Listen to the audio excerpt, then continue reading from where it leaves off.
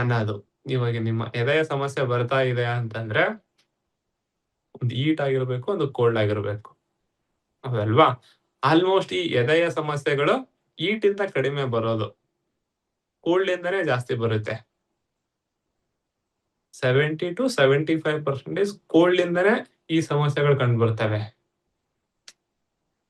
ಸರಿನಾ? 70-80% ಹೀಟ್ ಕಾಯಿಲೆಗಳು ಈ ಒಕ್ಕಡಿಂದ ಕಂಡು ಬರುತ್ತವೆ. ಹೀಟ್ ಅಕ್ಯುಪಂಕ್ಚರ್ ಅಲ್ಲಿ ಈ ಎದೆಯ ಮೇಲ್ಗಡೆ ಇನ್ ಅಂತೀವಿ, ಎದೆಯ ಕೆಳಗಡೆ ಹೀಟ್ ಅಂತೀವಿ, ಯಾಂಗ್ ಅಂತೀವಿ.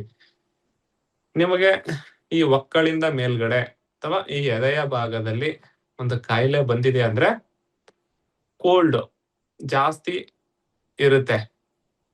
ಕೋಲ್ಡ್ ಇಂದನೇ ಬಹಳಷ್ಟು ಕಾಯಿಲೆ ಬರುತ್ತೆ. ಹೀಟ್ ಇಂದ ಬರಲ್ಲ ಅಂತಿಲ್ಲ, ಬರುತ್ತೆ 25-30%.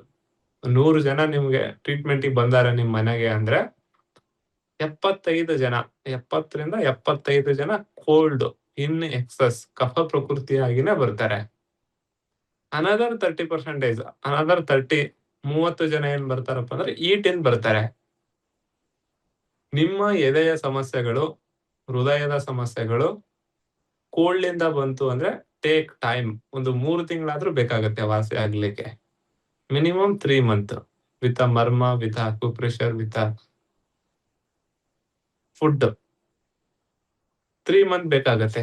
ಯಾಕಂದ್ರೆ ಇಲ್ಲಿ ಜಾದು ಮಾಡ್ತಾ ಇಲ್ಲ, ನಾವೇನು ಜಾದುವನ್ನ ಮಾಡ್ತಾ ಇಲ್ಲಲ್ವಾ? ಹಾಗಾಗಿ ಹೇಳಿ, ಎದೆಯ ಸಮಸ್ಯೆಗಳು ವಾಸಿ ಆಗ್ಬೇಕಪ್ಪ ಅಂದ್ರೆ ಮಿನಿಮಮ್ 3 ಮಂತ್ ಬೇಕು.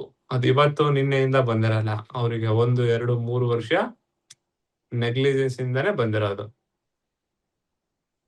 ಹಾಗಾಗಿ ಬೇಕಾಗತ್ತೆ, ಸಮಯ ಬೇಕಾಗತ್ತೆ.